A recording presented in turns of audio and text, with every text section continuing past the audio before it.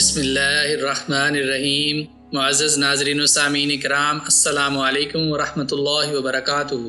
تمام مسلمانوں کا عقیدہ ہے کہ انبیاء کرام کے بعد پوری انسانیت میں حضرت ابوبکر صدیق رضی اللہ عنہ کا مرتبہ بلند ترین ہے۔ کون سا ایسا مسلمان ہے جس نے ان کا نام نامی نہ سنا ہوگا اور ان کی عالی مرتبہ شخصیت کے بارے میں کچھ نہ کچھ جانتا نہ ہوگا۔ یار غار کا لفظ سنتے ہی حضرت ابوبکر صدیق رضی اللہ عنہ کا تصور ذہن میں آ جاتا ہے۔ آپ کے بے شمار مناقب اور فضائل ہیں۔ قرآن کریم میں کئی مقامات پر ان کا تذکرہ ہے، حدیث نبوی میں ان کی باتیں اور احوال و مناقب موجود ہیں۔ تاریخ اسلام کی باقاعدہ فتوحات کا آغاز ان کے شاندار دور خلافت سے ہوتا ہے۔ ان کا اصل نام عبداللہ تھا، والد کا نام عثمان بن عامر تھا۔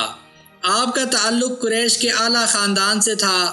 قریش کے 10 معزز ترین گھرانوں میں سے ایک بنو تیم بن مرہ سے آپ کا حسب و نسب ہے۔ آپ رضی اللہ عنہ کی والدہ محترمہ کا نام سلمہ بنت صخر اور کنیت ام الخیر تھی۔ یہ آپ کے والد کی چچا زاد بہن تھی۔ ان کا سلسلہ نسب ننیال اور ددیال دونوں طرف سے چھٹی پشت پر جا کر اللہ کے رسول صلی اللہ علیہ وآلہ وسلم کے سلسلہ نسب سے مل جاتا ہے۔ آپ کا ایک عظیم اعزاز یہ بھی ہے کہ آپ کے والد اور والدہ دونوں رسول اللہ صلی اللہ علیہ وآلہ وسلم کے صحابہ میں شامل ہیں۔ آپ کی ایک نمایاں خصوصیت یہ ہے کہ آپ کی 4 پشتوں نے اللہ کے رسول صلی اللہ علیہ وآلہ وسلم کے مبارک دور کا مشاہدہ کیا اور ان سب کو صحابیت کا شرف نصیب ہوا۔ آپ کے والد محترم ہجرت کے بعد اسلام قبول کر کے صحابیت کا شرف حاصل کرتے ہیں۔ حضرت ابوبکر صدیق رضی اللہ عنہ بذات خود اسلام قبول کرنے والے اور شرف صحابیت سے سرفراز ہونے والے مردوں میں سب سے پہلے نمبر پر ہیں۔ صدیق اکبر رضی اللہ عنہ کے صاحبزادے محمد اور عبد الرحمن رضی اللہ عنہما بھی صحابی ہیں، اور ان کے بیٹے محمد بن عبد الرحمن بن ابی بکر رضی اللہ عنہم بھی صحابی رسول ہیں۔ گویا یہ چاروں دادا، باپ، بیٹا اور پوتا سب صحابی رسول تھے۔ اسلامی تاریخ میں غالباً یہ منفرد شرف اور عزت کسی اور کے حصہ میں نہیں آئی۔ ان کی والدہ محترمہ ام الخیر تو قدیم الاسلام ہیں۔ انہوں نے دار ارقم میں اسلام قبول کیا تھا۔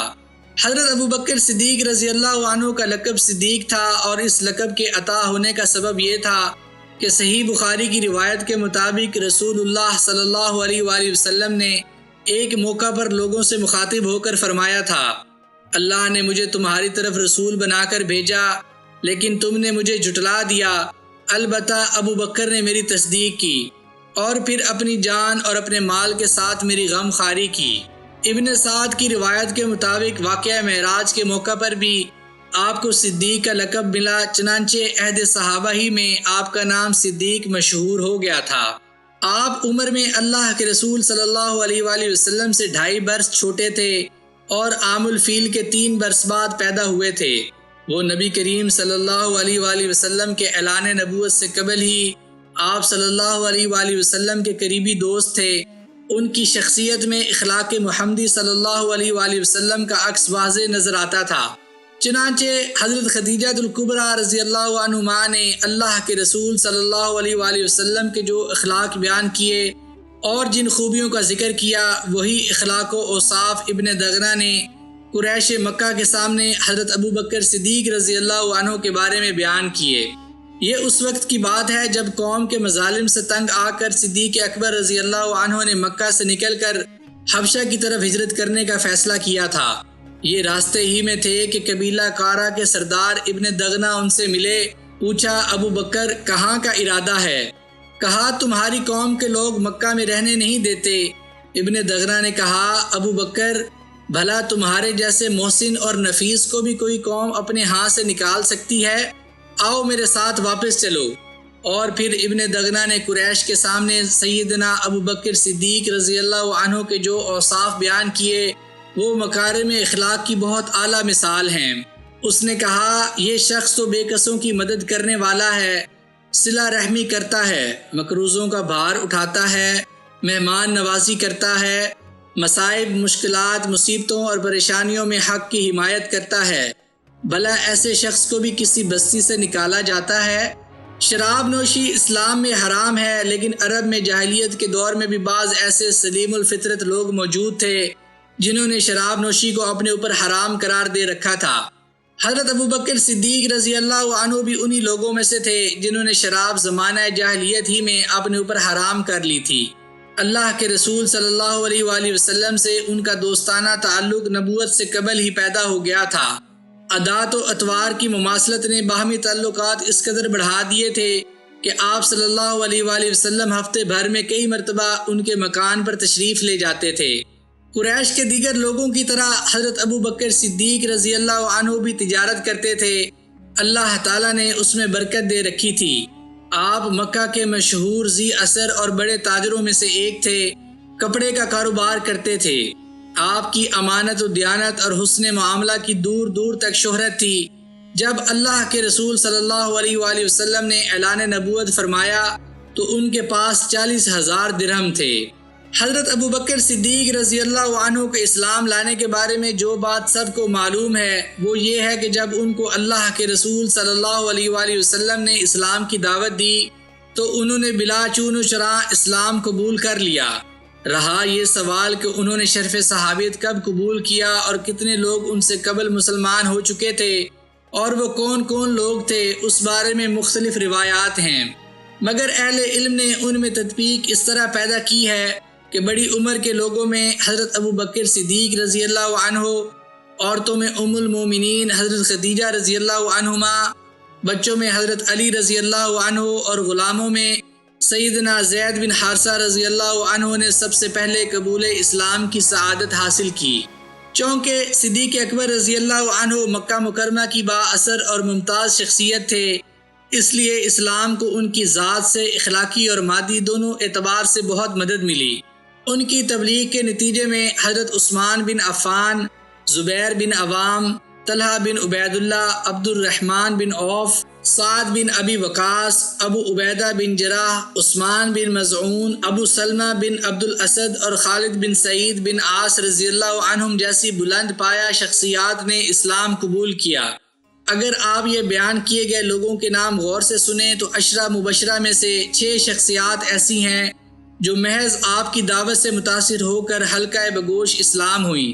ان سب نے اسلام کی ترقی اور ترویج میں جو کردار ادا کیا وہ بلا شبہ تاریخ کا نہایت تابناک باب ہے۔ انہوں نے اپنے گھر کے افراد کو بھی بھرپور طریقے سے دعوت دی، چنانچہ ان کی بیٹی سیدہ اسماء، ان کا بیٹا عبداللہ، ان کی والدہ ام الخیر اور ان کا غلام عامر بن فہیرہ رضی اللہ عنہم نہایت قدیم الاسلام ہیں۔ ام المومنین حضرت عائشہ رضی اللہ عنہما نے تو مسلمان ماں باپ ہی کی آغوش میں آنکھ کھولی۔ حضرت ابوبکر صدیق رضی اللہ عنہ اللہ کے رسول صلی اللہ علیہ وآلہ وسلم سے شدید محبت کرتے تھے۔ آپ کو ذرا سی بھی تکلیف میں دیکھتے تو تڑپ اٹھتے۔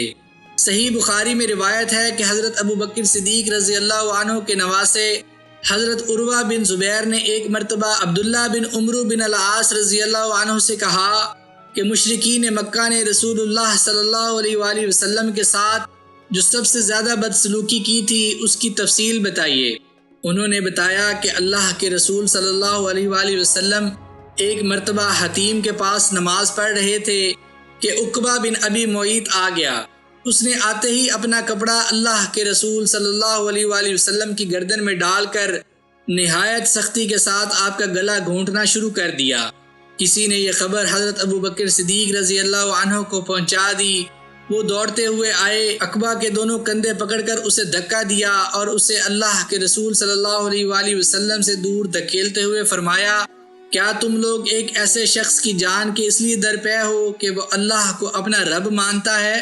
سیدہ اسماء بنت ابی بکر رضی اللہ عنہما اس واقعے میں یوں اضافہ کرتی ہیں، وہ فرماتی ہیں کہ والد محترم گھر پر تھے کہ کسی نے چیخ کر کہا اپنے ساتھی کو بچاؤ۔ وہ ہمارے پاس سے اٹھ کر چل دیے۔ ان کے سر پر بالوں کی 4 چوٹیاں تھیں۔ وہ کہہ رہے تھے، کیا تم ایک آدمی کو اس لیے قتل کرنا چاہتے ہو کہ وہ کہتا ہے میرا رب اللہ ہے؟ پھر انہوں نے آپ صلی اللہ علیہ وآلہ وسلم کا دفاع کیا اور عقبہ بن ابی معیط کو پیچھے دھکیل دیا۔ یہ صورتحال دیکھ کر مشرکین اللہ کے رسول صلی اللہ علیہ وآلہ وسلم کو چھوڑ کر ابوبکر صدیق رضی اللہ عنہ پر پل پڑے۔ ان کو اس قدر مارا کہ جب وہ واپس آئے تو ہم ان کی چوٹیوں کا جو بال بھی چھوتے تھے وہ ہماری چٹکی کے ساتھ ہی باہر نکلا چلا آتا تھا۔ اس امر میں کوئی شبہ نہیں کہ قریش مکہ نے اسلام کی دعوت کو روکنے کے لیے تمام حربے آزما ڈالے۔ اللہ کے رسول صلی اللہ علیہ وآلہ وسلم کو ہر طرح سے تنگ کیا گیا، مگر یہاں صحابہ کرام رضی اللہ عنہم اور بطور خاص صدیق اکبر رضی اللہ عنہ کا کردار بھی دیکھیے کہ وہ دل کی گہرائیوں سے آپ کے لیے حب صادق کے بڑے راسخ جذبات رکھتے تھے۔ ان کی محبت و فداکاری، جان نثاری اور اثار و قربانی کا یہ علم تھا کہ انہیں یہ بھی گوارا نہ تھا کہ اللہ کے رسول صلی اللہ علیہ وآلہ وسلم کے پاؤں میں کوئی کانٹا چبھ جائے۔ معزز ناظرین و سامعین کرام، آپ نے جانا کہ حضرت ابوبکر صدیق رضی اللہ عنہ آپ صلی اللہ علیہ وآلہ وسلم سے کس قدر والہانہ محبت رکھتے تھے۔ آج کی قسط میں بس اتنا ہی۔ آگے آنے والی قسط میں آپ حضرت ابوبکر صدیق رضی اللہ عنہ کے بارے میں مزید جان پائیں گے۔ اگر آپ کو آج کی قسط پسند آئی ہو تو اسے لائک، شیئر اور سبسکرائب ضرور کر دیجیے گا۔ مجھے اپنی دعاؤں میں یاد رکھیے گا۔ جزاک اللہ۔